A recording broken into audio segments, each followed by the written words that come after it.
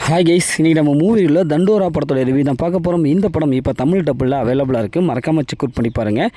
இது ஒரு suspense thriller மூவியாக வெளிவந்திருக்கு. இப்போ இந்த படத்துடைய கதையை பார்த்துடலாம்.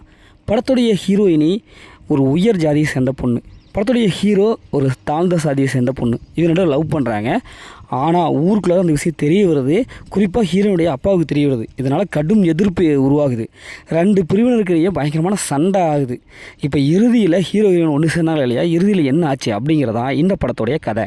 இந்த படத்துடைய பாசிட்டிவ் பொறுத்தளவுக்கு இதில் ஒரு வித்தியாசமான ஒரு முயற்சி எடுத்திருக்காங்க. ஏன்னா செகண்ட் ஹாஃப் படம் நல்லாவே வந்திருக்கு. பொதுவாக இந்த மாதிரியான படங்கள் ஃபஸ்ட் ஹாஃப்லேருந்து அப்படி இப்படின்னு காமிப்பாங்க. ஆனால் செகண்ட் ஹாஃபில் இவங்க சொல்லப்பட்டிருக்கிற விதம், இந்த அரசியல் இதெல்லாம் நல்லா இருக்குது. இந்த மாதிரியான படம் பொதுவாக கீழ் சாதியினர் தான் பாதிக்கப்படுறாங்க அப்படிங்கிற மாதிரி காமிச்சிருப்பாங்க. ஆனால் இதில் அப்படி இல்லை. ரெண்டு தரப்பினரும் சொல்லியிருக்காங்க. ரெண்டு பேருமே பாதிக்கப்படுறோம் அப்படிங்கிற மாதிரி ஒரு கருத்தை சொல்லியிருக்காங்க. அது ஏற்புடையதாக இருக்குது. அதேமாதிரி இந்த படத்துடைய லொக்கேஷன் நல்லாவே இருக்குது, ரியாலிட்டியாக இருக்குது. படத்தை நடிச்சு எல்லாமே சூப்பராக பர்ஃபார்ம் பண்ணியிருக்காங்க. ஹீரோயினோட கெமிஸ்ட்ரி நல்லா ஒர்க் அவுட் ஆகிருக்கு.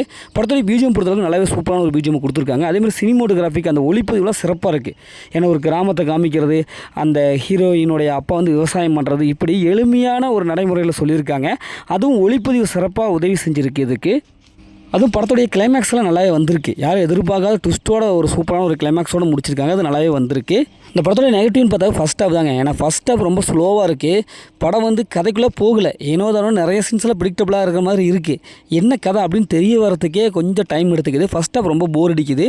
ஸ்க்ரீன் பிளே பொறுத்தளவுக்கு ஃபஸ்ட் ஹாஃபில் ரொம்ப ஸ்லோவாக இருக்குது. செகண்ட் ஹாஃப் நல்லா இருக்குது, நல்லா பிக்கப் ஆகிக்குது. அதனால் ஃபஸ்ட் ஹாஃப்லேருந்து இவங்க இன்னும் கொஞ்சம் சுவாரஸ்யமாக சொல்லியிருக்கலாம். ஃபஸ்ட் ஹாஃபில் ஒரு சில சீன்ஸ் ப்ரிடிக்டபிளாக இருக்குது.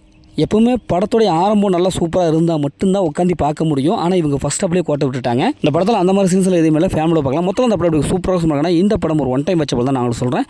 ஓகே, இதே மாதிரி அடுத்து ஒரு புதிய மூவி ரிவ்யூ சந்திப்போம்.